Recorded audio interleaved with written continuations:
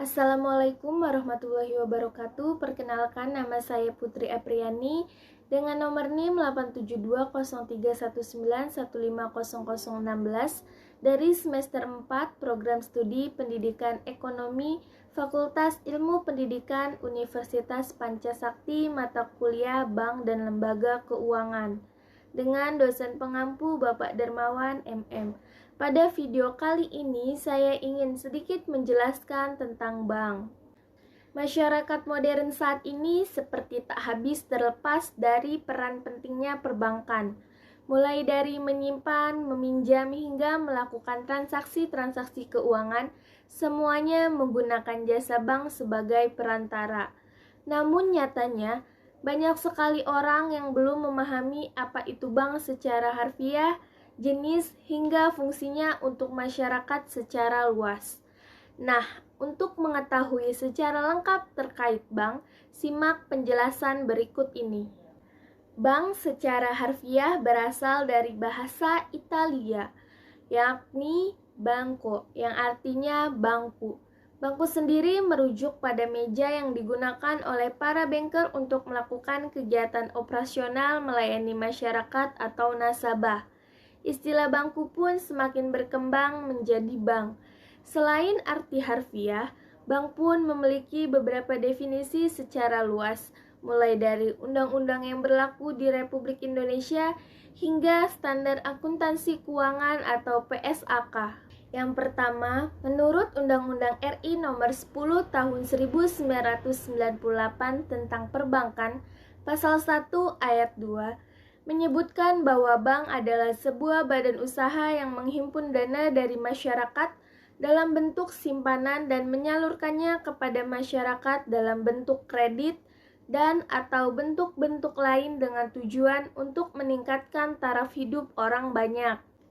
Yang kedua, menurut Undang-Undang RI Nomor 10 Tahun 1998 tentang Perbankan Pasal 1 Ayat 3, menjelaskan definisi bank umum adalah bank yang melaksanakan kegiatan-kegiatan konvensional maupun secara syariah dalam kegiatannya memberikan jasa keuangan dalam lalu lintas pembayaran. Yang ketiga, menurut Standar Akuntansi Keuangan Nomor 31 dijelaskan bank adalah suatu lembaga yang berperan sebagai perantara keuangan antara pihak-pihak yang memiliki kelebihan dana dan pihak-pihak yang memerlukan dana, serta sebagai lembaga yang berfungsi memperlancar lalu lintas pembayaran. Penjelasan yang kedua adalah fungsi dari bank. Menurut Susilo, Triandoro, dan Santoro, mereka memberikan pandangan fungsi bank secara garis besar adalah untuk menghimpun dana masyarakat dan menyalurkan kembali kepada masyarakat untuk tujuan yang bermacam-macam atau yang biasa dikenal dengan fungsi financial intermediary. Selain memiliki fungsi secara garis besar atau secara umum, bank juga memiliki fungsi secara spesifik. Fungsi yang pertama adalah agent of trust. Bank dinilai sebagai lembaga yang mengandalkan kepercayaan sebagai kunci dan dasar utama kegiatan perbankan. Secara logika, setiap masyarakat yang menitipkan dana pada bank pun telah memiliki kepercayaan terhadap lembaga keuangan tersebut. Dapat dikatakan, kepercayaan tersebut berupa keyakinan masyarakat yang menitipkan dana pada bank yang dapat mengambil uang. Fungsi yang kedua adalah agent of development. Bank disebut-sebut sebagai agent development lantaran mampu memberikan kegiatan yang memungkinkan masyarakat untuk melakukan investasi, distribusi, konsumsi, atau jasa yang menggunakan uang sebagai medianya. Semua kegiatan perbankan tersebut tentunya akan mempengaruhi pembangunan perekonomian masyarakat. Fungsi yang ketiga adalah agent of service. Seperti yang semua orang ketahui, bank menawarkan berbagai jasa keuangan pada masyarakat seperti jasa penyimpanan dana, jasa pemberian pinjaman, dan lain sebagainya. Pembahasan yang ketiga adalah jenis-jenis bank. Undang-undang perbankan di Indonesia setidaknya telah mengatur beberapa jenis-jenis bank di Indonesia berdasarkan fungsi, kepemilikan, status, hingga cara menentukan harga. Jika dilihat dari fungsinya, terdapat 3 jenis dari bank.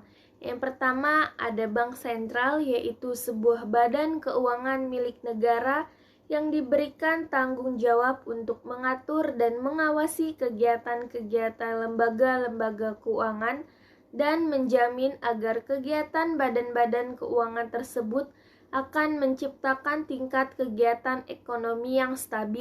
Yang kedua adalah bank umum, yaitu sifat umum di sini adalah memberikan seluruh jasa perbankan yang ada dan beroperasi hampir di seluruh wilayah Indonesia. Bank umum kemudian dikenal dengan sebutan bank komersil atau commercial bank. Yang ketiga ada Bank Perkreditan Rakyat atau BPR. Kegiatan BPR lebih sempit daripada bank umum, yang mana BPR hanya melayani penghimpunan dana dan penyaluran dana saja. Bahkan dalam menghimpun dana, BPR dilarang menerima simpanan giro. Dalam wilayah operasi pun, BPR juga dibatasi operasinya pada wilayah tertentu. Larangan lain yaitu tidak ikut clearing dan transaksi valuta asing. Jenis yang kedua adalah jenis bank dilihat dari kepemilikan. Secara garis besar, jenis ini dibagi menjadi 4. Yang pertama adalah bank milik pemerintah, yang kedua bank milik swasta nasional, yang ketiga bank milik asing, dan yang keempat bank campuran.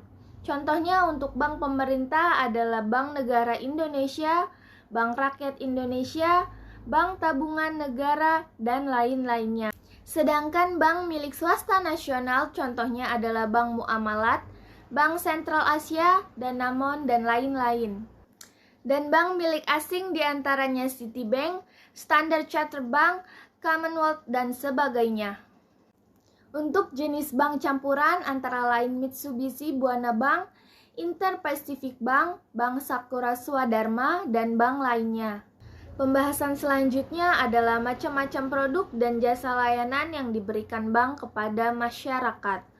Bank sebagai layanan penyedia dan penyalur uang ke masyarakat tentu saja memiliki produk yang ditawarkan. Proses kegiatan bank adalah dengan membeli dana dari masyarakat atau biasa dikenal dengan kredit pasif, atau menjual kredit kepada masyarakat atau biasa dikenal dengan sebutan kredit aktif. Selain itu, bank juga menyediakan beberapa pelayanan jasa-jasa kepada masyarakat dalam bidang keuangan lainnya. Penjelasan yang terakhir adalah jasa-jasa perbankan. Secara umum, tugas pokok bank adalah membeli dana dari masyarakat dan kemudian menjual kembali dana tersebut kepada masyarakat. Dalam upaya untuk menunjang usaha pokok bank tersebut, bank memberikan beberapa jasa pelayanan kepada masyarakat. Di antaranya adalah sebagai berikut.